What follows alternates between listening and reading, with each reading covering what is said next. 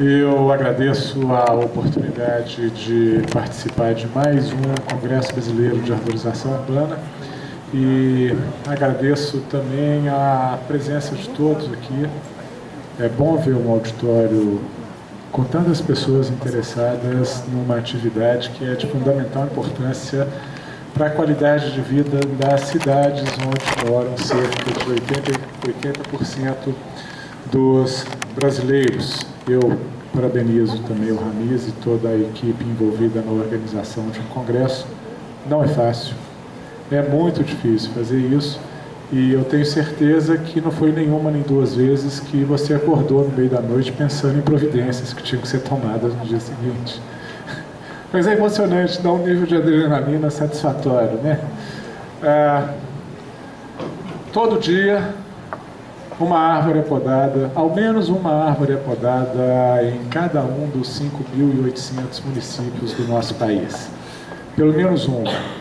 Essa é a operação mais aplicada a árvores em ambientes urbanos.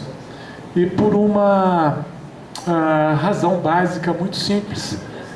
A cidade é feita para o ser humano. A cidade foi concebida para atender as aspirações e as necessidades do ser humano, que é um ser gregário. E a árvore também tem que se adequar a essa visão. Uma visão extremamente antropocêntrica, mas que é a realidade, nós não temos como fugir disso.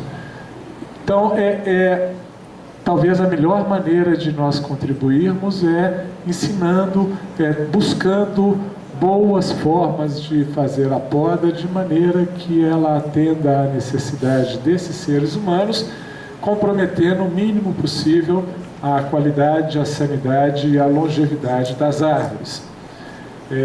Então, o que eu vou mostrar... Eu com certeza vou me confundir, porque eu tenho dois aparelhinhos aqui. Essa balinha é menor.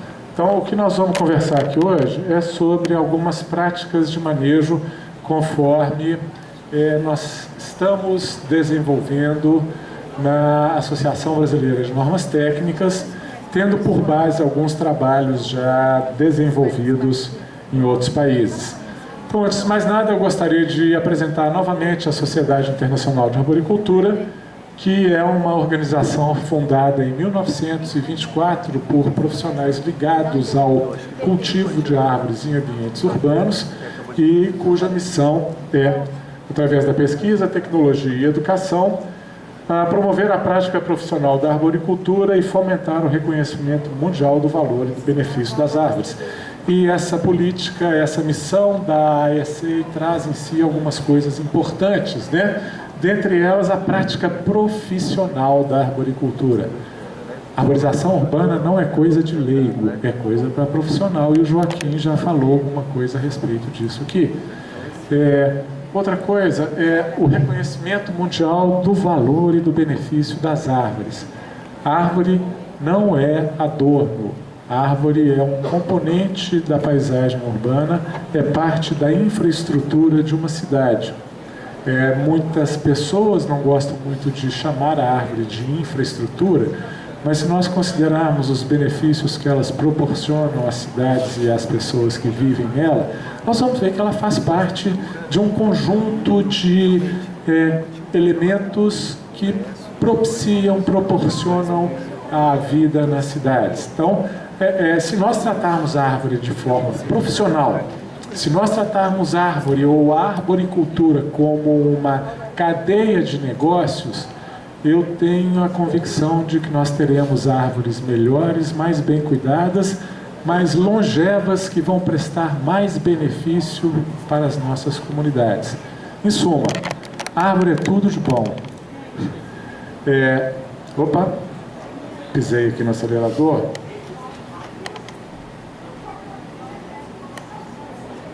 Eu acho que eu tenho que ficar um pouco mais perto.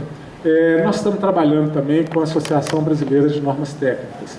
A ABNT é a organização responsável por elaborar a normatização técnica do nosso país.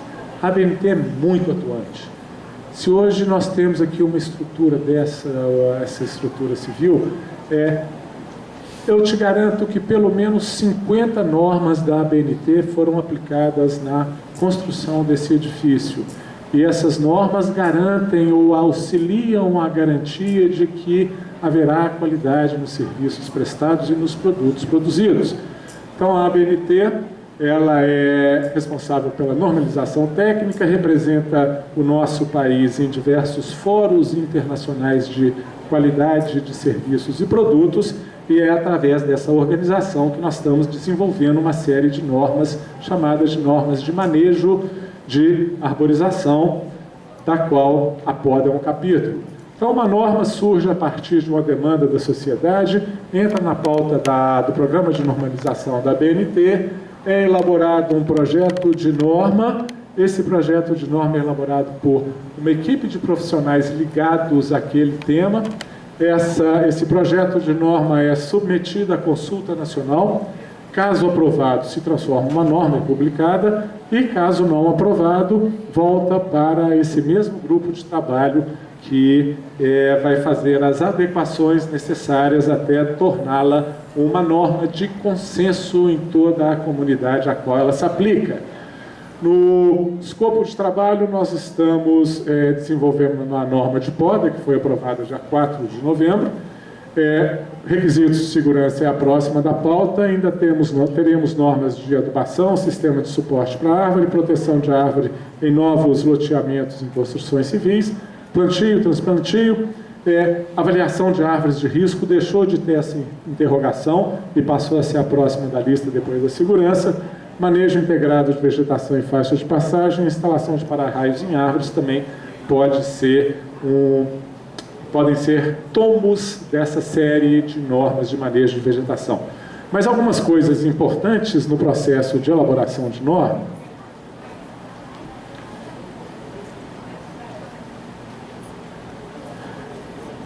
eu diria que são essas duas aqui. Projeto de norma e consulta nacional. O projeto de norma é elaborado por profissionais ligados à área em questão.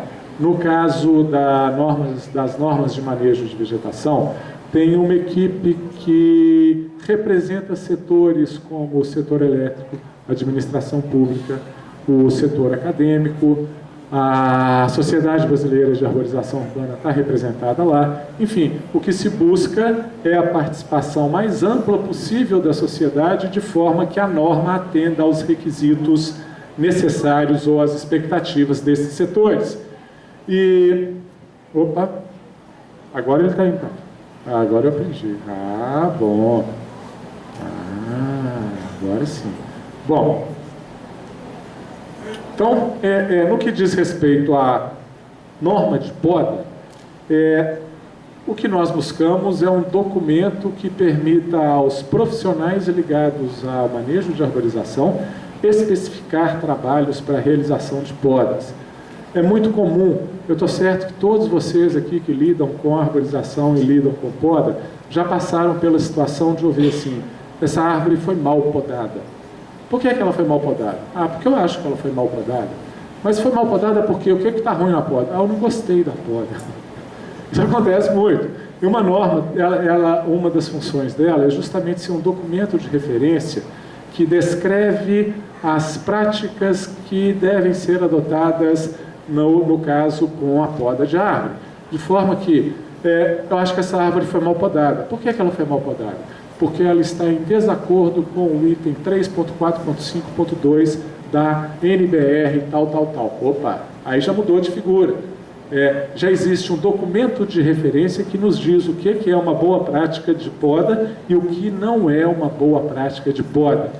Então, para falar dessa operação, que é a operação mais praticada com árvores no mundo inteiro, nós precisamos de ver um pouco como que a árvore funciona, como que elas crescem. E nenhuma árvore que nós usamos é árvore urbana. Todas as espécies que nós usamos são espécies florestais que se desenvolveram no ambiente florestal, onde a densidade de indivíduos é muito grande e a competição pelos fatores de crescimento é muito intensa. Dentre esses fatores, talvez o mais importante seja a luz.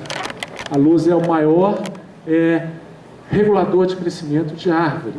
Toda árvore precisa de buscar a quantidade de radiação solar suficiente para bancar o seu metabolismo, o seu crescimento e os seus fenômenos biológicos e fisiológicos. Então, a árvore na floresta, normalmente, ela tem um perfil mais ou menos assim. É um tronco único com uma copa desenvolvida na porção superior do dossel, onde a intensidade de luz é suficiente para ela. Então, a árvore em ambiente florestal não tem interesse em desenvolver galhos aqui ao longo da extensão do fuste, porque esses galhos, via de regra, ficam à sombra, onde não podem fazer fotossíntese e não podem contribuir para o aporte de energia na árvore. Então, esse é o perfil, normalmente, de uma árvore florestal. Aqui nós estamos vendo à esquerda um jequitibá muito bonito, região sul de Minas Gerais, que ele não foi plantado aí sozinho. É uma árvore remanescente de um ecossistema florestal, que hoje é um ecossistema cafezal e pastoral, e que tem a cara... Sabia que ia dar errado, né? Tem a cara daquilo que nós vimos, um fuste único com a copa aberta lá em cima. Da mesma forma, em ecossistemas, em climas temperados, a coisa não varia muito, não. Mais ou menos o mesmo princípio, a mesma lógica de ecossistemas tropicais. Então, tronco único, galhos codominantes lá em cima. Isso a gente vê em eucalipto também. Povoamentos de eucalipto apresentam esse perfil também. O que nós estamos vendo aqui é um tronco único, sem ramos, com a copa lá em cima brigando por luz. A exceção nós vemos aqui nas árvores da borda, que por receberem uma maior intensidade de luz aqui nessa porção, ainda emitem alguma proporção de copa. Por favor.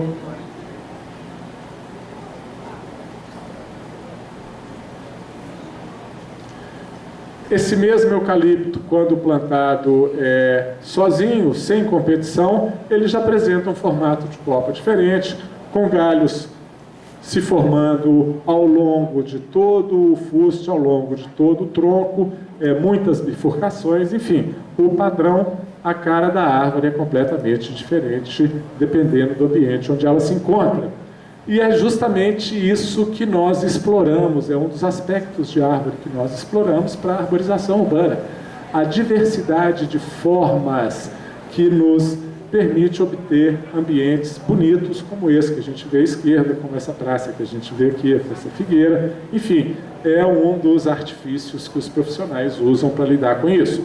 E quando nós não fazemos nenhuma poda nessas espécies ou nesses indivíduos cultivados em ambiente urbano, são grandes as possibilidades de ocorrerem alguns problemas, algumas falhas, alguns desvios sob o ponto de vista do ser humano, que é o centro das atenções no ambiente urbano. Então, acontece galho quebrado, plantação epicórnica, galho morto, casca inclusa, galhos codominantes, enfim, a árvore pode e apresenta diversos desvios daquela árvore que a gente vê na revista em quadrinho, que tem uma copa redondinha, cheia de maçãzinha pendurada, bonitinha. Isso acontece. E essas consequências podem incluir desenvolvimento de galhos baixos, troncos codominantes e frágeis, defeitos como casca inclusa, acúmulo de galhos mortos. Eu acho que deve ter um lugar aqui que a gente mira e acerta. Tem mesmo, está aqui do lado. Ó. A formação de troncos e caules codominantes e defeitos como casca inclusa podem levar a um risco grande de quebras, de falhas, de quedas de árvore inteira às vezes. O Joaquim mostrou uma série de acidentes envolvendo árvores aqui, mas o Joaquim está aí não, foi embora, né? Ele está ali em cima. O Joaquim é terrorista. Quem que mata mais? Árvore ou carro? O que o senhor acha? É carro. A probabilidade de uma pessoa morrer por acidente com árvore é muito menor do que a probabilidade dessa pessoa morrer em acidente de carro. Então a árvore cai. E muitas vezes a árvore falha, apresenta defeitos devido à ausência dessas podas. Então aí nós estamos vendo desenvolvimento de galhos baixos, nós estamos vendo aí na esquerda uma árvore que todo dia ela toma uma pancada de um caminhão-baú que descarrega produtos nesse supermercado em volta. Não é que a árvore vai morrer disso, mas é que ali nós estamos vendo uma lesão de grande extensão que permite a entrada de organismos patogênicos, organismos xilófagos, que a médio e longo prazo contribuem para que se estabeleça no interior desse indivíduo um processo de degeneração de seus tecidos. E a árvore é isso. As reações causa-efeito em árvores são de médio e longo prazo. É diferente de animal que corta e sangra. A árvore não, a árvore já só vai apresentar problema depois de alguns anos. Então isso que está acontecendo com essa árvore hoje, no futuro tende a se transformar num apodrecimento que nem sempre a árvore ou os mecanismos de defesa da árvore podem lidar com isso. Troncos e galhos codominantes também são uma preocupação constante. Nós estamos vendo aqui 2 troncos de diâmetros iguais e nós vamos ver um pouco lá na frente que essa base aqui tem é um pouco diferente do restante das uniões das árvores, e isso pode chegar a esse extremo de rachar e cair. Quer dizer, não é uma equação matemática com mais 1 igual a 2, não. Não quer dizer que sempre que isso ocorrer vai haver queda de árvore. É maior a probabilidade de acontecer uma falha nessa situação. É mais ou menos isso. E aí nós estamos vendo troncos codominantes, nós estamos vendo a situação um pouco mais preocupante aqui nesse eucalipto da esquerda, que já começa a exudar seiva aqui nessa junção, num sinal de que alguma coisa não muito boa ocorre aqui por trás disso. Aqui nós estamos vendo essa mesma troncos codominantes, com casca inclusa, e nem sempre essa é uma situação muito desejável e muito confiável. Então, são coisas que podem ocorrer quando não se faz a poda. E os objetivos de se podar são reduzir risco, oferecer desobstrução para serviços, reduzir sombreamento, manter a saúde, influenciar na produção de flores e frutos, melhorar a vista e até mesmo melhorar a estética, por que não? A árvore também é adorno. Então, o objetivo da poda é reduzir risco de quedas. Esse galho ou essa árvore apresenta algumas junções que não têm a conformação melhor que nós gostaríamos que ela tivesse, e por isso apresentou uma falha, uma queda de galho. Engraçado, na hora de vir do hotel para cá, eu vi uma árvore num dos queijos da cidade, e ela tinha um problema bem igual, bem semelhante a esse. Eu lembrei muito dessa imagem. Oferecer desobstrução, ou seja, conduzir o crescimento da árvore para fora de algum objeto ou serviço, como é o caso dos sistemas de transporte de energia elétrica. Isso é uma árvore lá em Belo Horizonte, ou uma árvore lá em Miami, podadas sob o mesmo conceito, sob a mesma metodologia: conduzir o crescimento da árvore para fora dos condutores da rede de distribuição de energia elétrica. A diferença é só a distância de segurança observada aqui e a praticada na maior parte dos Estados Unidos. Mas isso serve para oferecer desobstrução também para um espaço nobre da cidade. O espaço que vai de 0 a 4, 5 metros de altura é um espaço disputado por pedestres, por veículos, por sinalização, por fachadas de comércio, enfim. É um espaço que precisa ficar livre para permitir que a cidade funcione da melhor maneira possível. Então, essa desobstrução também é obtida através de poda. Se não podar algumas ou maior parte das espécies, elas vão ter galhos baixos. Interessante também algumas aplicações da poda. Nesse caso, nós estamos vendo um experimento conduzido na Universidade da Flórida, onde se comparou os efeitos da poda de desbaste na resposta da árvore ou das árvores ao vento. E vento na Flórida é um negócio importante. Lá eles têm uma estação de furacões que vai de agosto a dezembro, em que as árvores têm que resistir. Então, na árvore, são duas espécies, as mudas de padrão de qualidade semelhantes, cultivadas no mesmo terreno, no mesmo solo, sob mesmas condições. A única diferença é a poda. Na árvore da esquerda não foi feito nenhum tipo de poda, e na árvore da direita foi feita a poda de redução da densidade de galhos no interior da copa.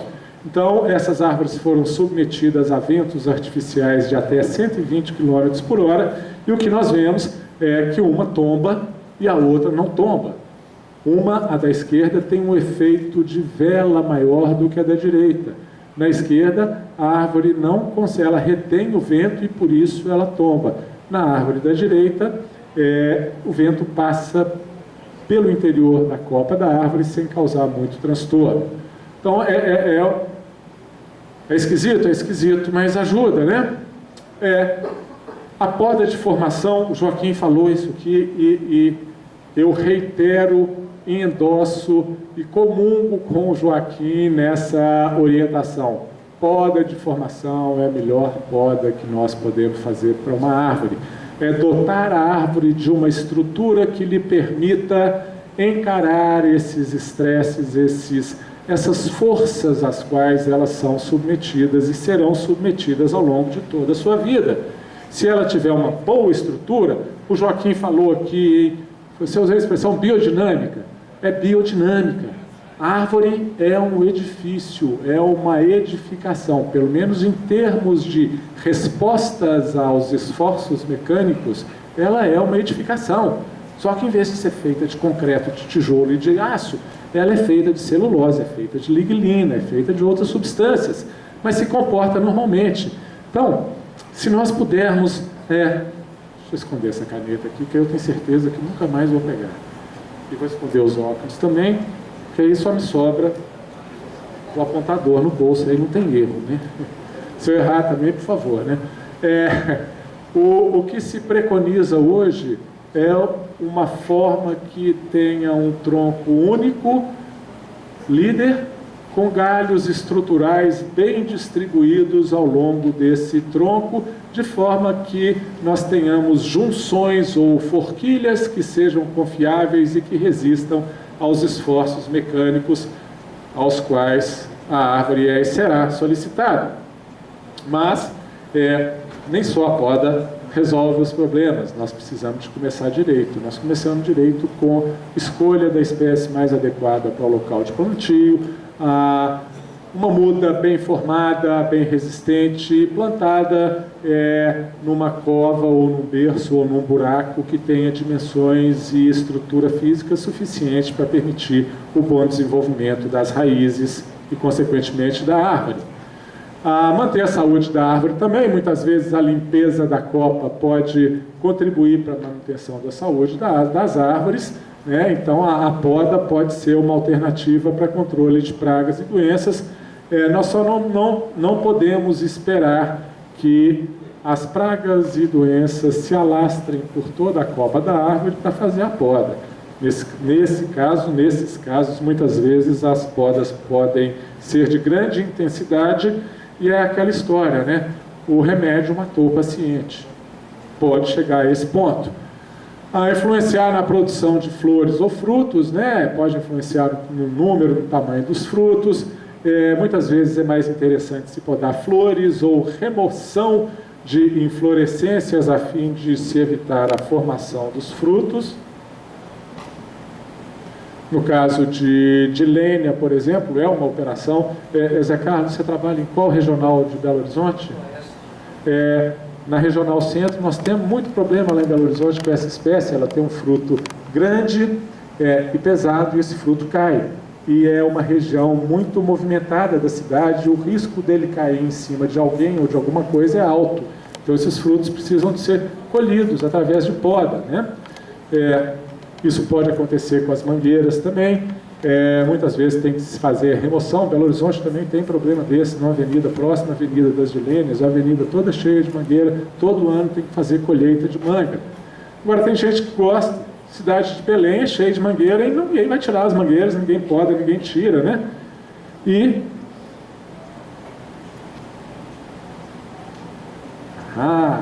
pode chegar até esse extremo mesmo, de nós termos que tirar abacate, termos que tirar jaqueira, né? Isso pode ser um fator de risco numa cidade bem movimentada. Melhorar as vistas, muitas vezes a remoção de galho pode propiciar a melhoria de desfrute da paisagem. Nós estamos vendo aqui alguns exemplos, né, de poda que contribuiu para permitir o acesso a vistas.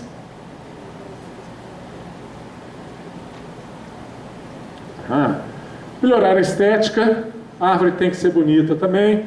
Aí nós estamos vendo uma árvore que apresenta um galho mais desenvolvido do que aquilo que os nossos olhos gostariam de usufruir, e isso para o ser humano é ruim. Pode até para a árvore estar muito bem, esse galho não faz a menor diferença, está funcionando muito bem, ela consegue lidar com esse tipo de aparente desequilíbrio na copa. Agora isso é ruim, né? O ser humano vê isso aí e fica incomodado com esse tipo de coisa, né?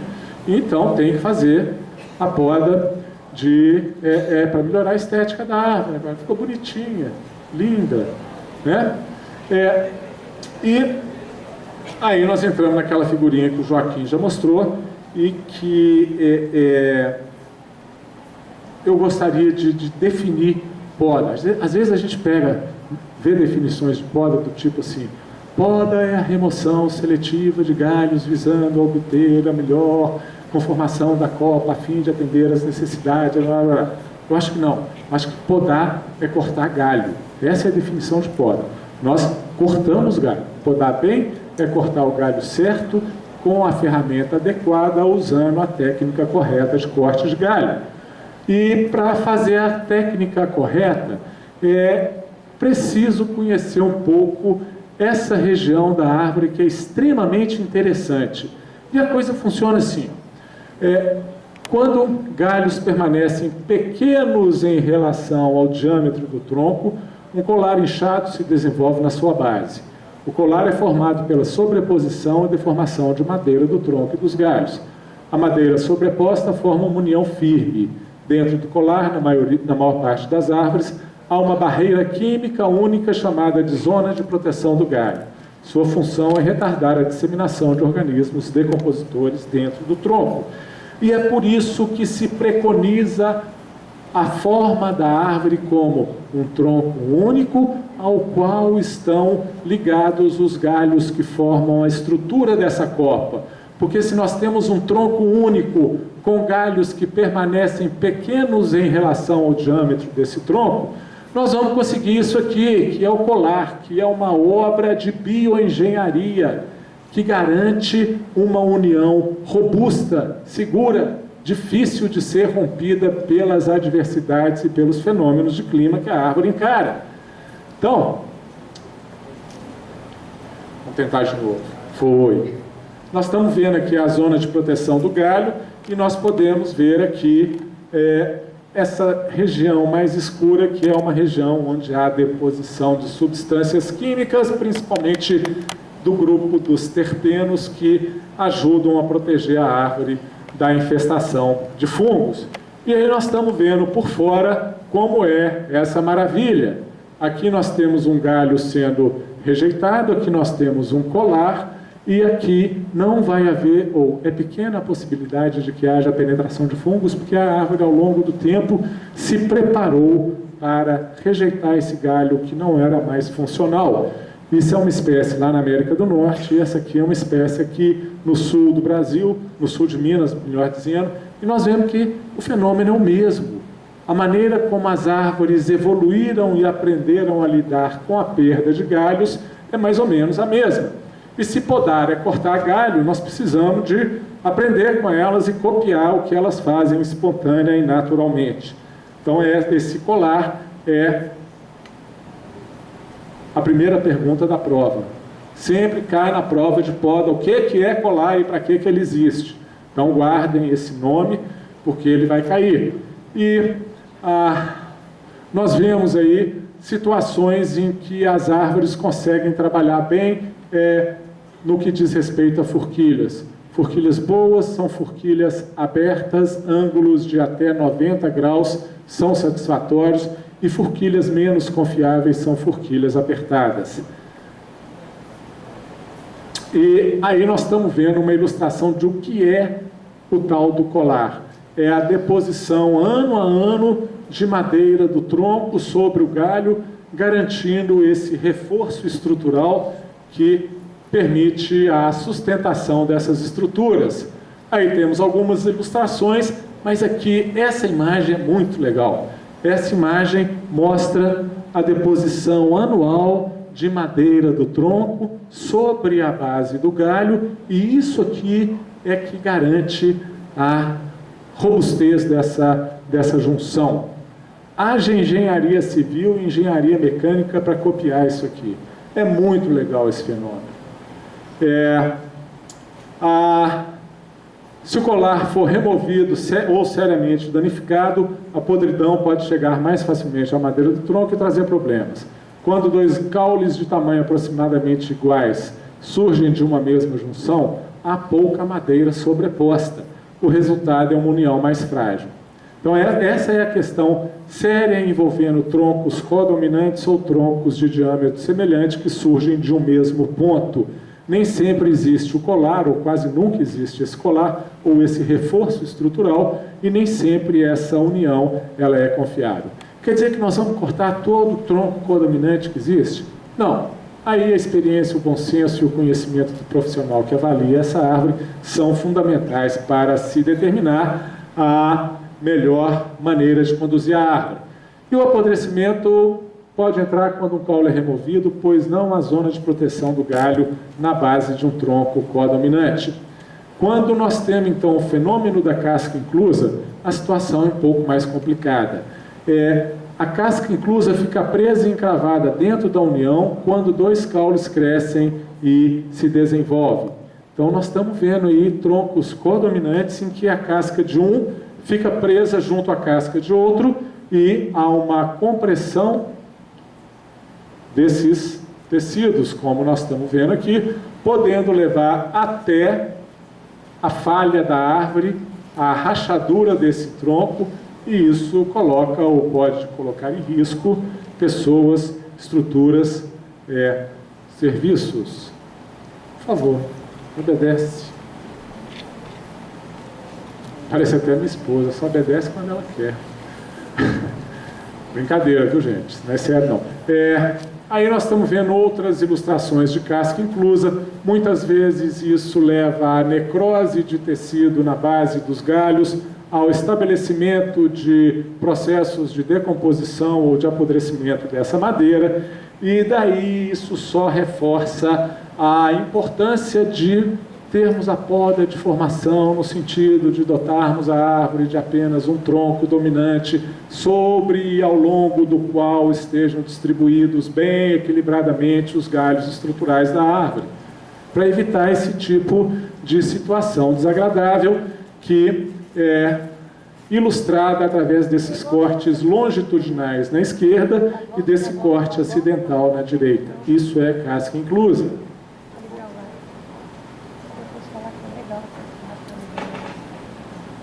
Os galhos com casca inclusa devem ser removidos ou encurtados em árvores jovens. A remoção em árvores grandes pode não ser uma boa opção devido ao potencial de apodrecimento. Reduzir o comprimento do tronco, caule ou instalar um sistema de suporte estrutural podem ser alternativas para se minimizar a probabilidade de falha dessas estruturas. Por favor, adiante. Então nós estamos vendo aqui o ponto ideal de se... ou um ponto bom de se realizar essa poda. Tira esse galho aqui enquanto ele é pequeno, enquanto a árvore consegue fechar essa lesão causada pela poda. A coisa já vai ficando mais complicada até chegar no ponto em que é praticamente danoso para a árvore, e aquilo que se recomenda é a instalação de estruturas de suporte, é a instalação de barras de união aqui, ou de cabos aqui na parte superior do galho. Opa! Voltando. Aí nós estamos vendo exemplos disso. Aqui é um exemplo de um cabeamento. O Joaquim mostrou uma forma diferente, que é abraçando o galho. Nos Estados Unidos pratica-se muita perfuração do galho, a instalação de cabos de aço. Na Europa já existem sistemas mais flexíveis, que não causam tanto dano à árvore. Aqui nós estamos vendo as barras sendo instaladas na parte mais inferior da copa da árvore. O sistema é o mesmo, faz um furo, outro furo, passa a barra, coloca uma arruela, parafuso, e esse sistema fica mais estável e pode ser usado inclusive em árvores em que já apresentam alguma rachadura, depende da importância da árvore e da situação. Os tipos de poda que essa norma brasileira contempla são as podas de limpeza, desbaste, elevação, redução, restauração de copa e mocheamento, que são situações específicas. A poda de limpeza é para remoção de galhos quebrados, mortos, doentes, afastados e trincados, e é feita normalmente em árvores de qualquer idade, né? Visa a remover todas essas falhas, todos esses defeitos que estão listados ali, e essa árvore que era feinha ou que não atendia plenamente aos requisitos estéticos do ser humano, ela passa a ter essa forma que é mais bonitinha, mais segura, inclusive. Árvores com galhos quebrados, galho enroscado, galho morto, isso é risco, gente. Isso pode cair. E no ambiente urbano, queda de árvore ou de parte da árvore significa queda em cima de alguém ou de alguma coisa ou de algum serviço. E é isso que... Eu já tenho 15 minutos, eu ainda tenho 15 minutos. Né? Beleza, não vai durar isso tudo, não. Poda de desbaste é aquela que a gente faz no interior da copa para reduzir a interferência do vento, melhorar a insolação no interior da copa. E aí nós estamos vendo essa situação. Não, nem sempre ela é recomendada, e isso depende muito do profissional. A poda de elevação ainda é aquela voltada para se garantir um espaço para a circulação de veículos, pedestres e a realização dos serviços indispensáveis ao bom funcionamento da cidade. Aí a ilustração desse tipo de poda. Uma regra prática, regra de campo, é que se mantenha 1/3 da base do tronco livre de galhos e a copa comece a se formar a partir do terço inferior da copa da árvore. A poda de elevação é um processo paulatino, é pouco a pouco, e essa é uma questão relevante. Nem sempre é possível de se fazer a poda no ritmo, na velocidade desejada e esperada. Muitas vezes é preciso de se fazer o serviço apenas em 1 ano para otimizar o recurso orçamentário disponível. Então, esse é um problema que nós enfrentamos, né? O bom costuma ser incompatível com o ótimo, né? Então, nós estamos vendo uma árvore que passou por esse processo de elevação de copa. Esse processo demorou 5 anos e nós estamos vendo aqui aquela prática aplicada. Mais ou menos 1/3 da copa limpa e 2/3 da copa bem provido, bem cheio de folhagem.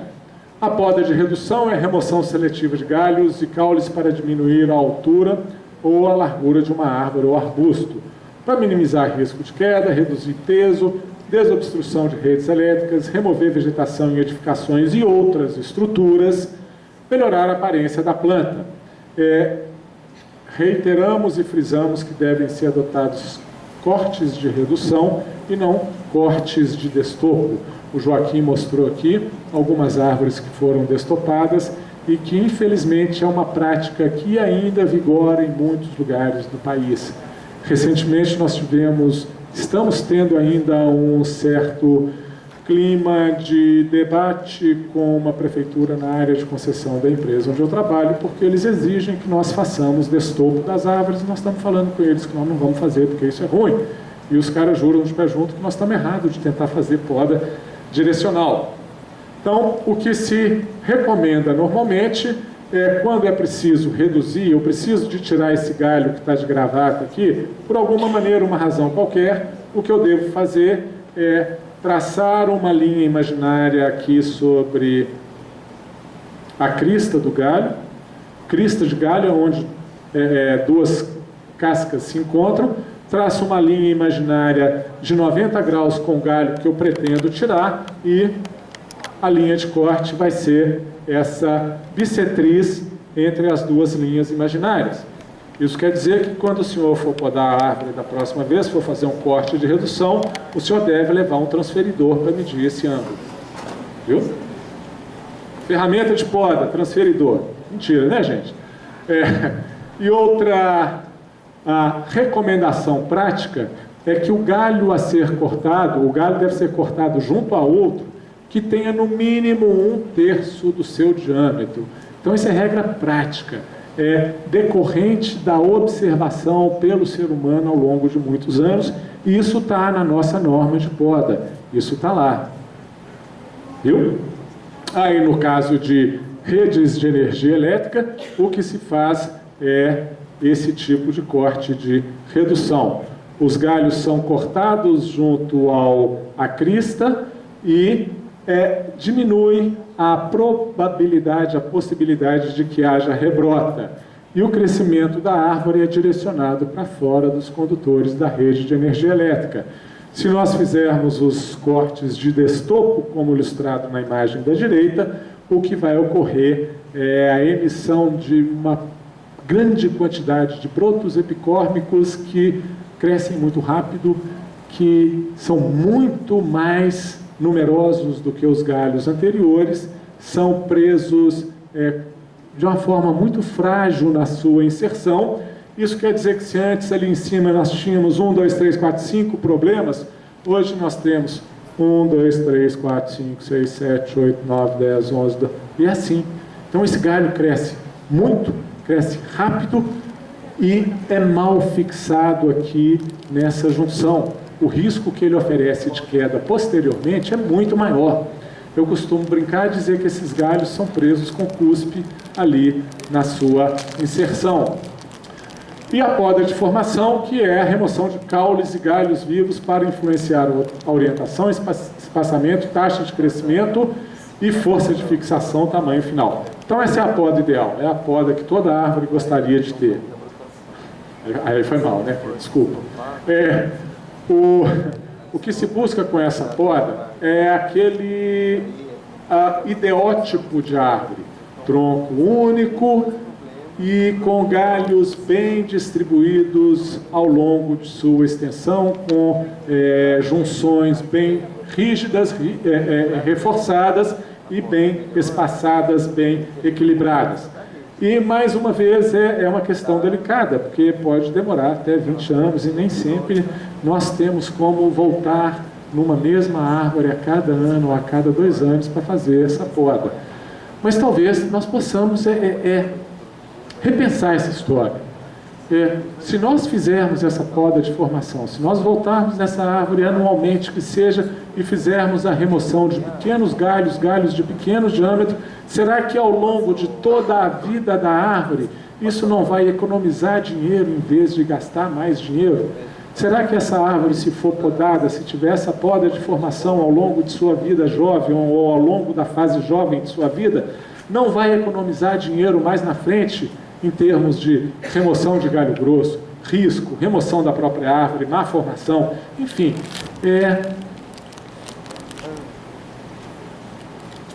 Talvez esteja na hora de nós pensarmos na árvore como um projeto de longo prazo mesmo, né? Muito bem. Então, o processo de poda de formação, escolha um galho que possa ser o líder, identifique quais estão competindo, decida quando tirar esses galhos e evite que galhos cresçam mais que metade do diâmetro do tronco através de uma poda regular. Para que isso? para garantir que haja a formação do colar, que haja o reforço estrutural da base do galho e que ele seja um galho confiável. E aí nós estamos vendo um exemplo de duas árvores de forma boa e de forma ruim. Essa tem uma forma ruim, temos galhos codominantes aqui, estão competindo por luz aqui em cima, e essa aqui está melhorzinha, porque tem um tronco único que vem até aqui em cima, que é o líder, e ao qual estão quase que todos muito bem distribuídos, muito bem espaçados, o que garante a possibilidade de uma árvore cheia de boas forquilhas. A poda de restauração deve ser feita após tempestades, vandalismo, destopo. É um processo um pouco mais complexo, eu não vou entrar muito aqui não, mas o que se procura com isso é selecionar entre todos esses ramos, todas essas brotações, aquele que possa substituir a parte da copa que foi perdida. A ideia é fazer com que ele cresça por cima do toco e seja a futura copa da árvore. Nem todas as espécies toleram isso. Aí tem um exemplo de uma regra de um cidadão. Esse cidadão chamava-se Alex Scheigo, ele é considerado o pai da arboricultura moderna, um sujeito que desvendou os processos de compartimentalização das lesões em árvore, e ele dizia que em 90% das situações é possível de se remover 3 galhos para garantir 90% de desobstrução das redes elétricas. Em qualquer situação, a poda não pode ser praticada, ela tem que ser evitada. Essa é a pior coisa que se pode fazer com a árvore. Tira as reservas dela, não garante a compartimentalização, o fechamento da lesão, enfim, por favor, isso não. E poda de raízes também é uma coisa complicada, a regeneração dos tecidos das raízes é mais difícil, e o que se sugere é que se adote essa regra básica. A distância do corte das raízes deve ser de, no mínimo, 10 vezes o diâmetro à altura do peito. Isso quer dizer que o diâmetro à altura do peito é uma medida das ciências florestais que é tomada a 1,3 metros de altura do tronco, e se a árvore tem, por exemplo, 30 centímetros de diâmetro à altura do peito, essa regra diz que o corte deve ser feito 10 vezes mais, 10 vezes o DAP de distância, ou seja, a 3 metros de distância do tronco. Se a árvore tem um tronco com DAP mais ou menos aqui, a poda deve ser feita mais ou menos a essa distância. Então, regrinha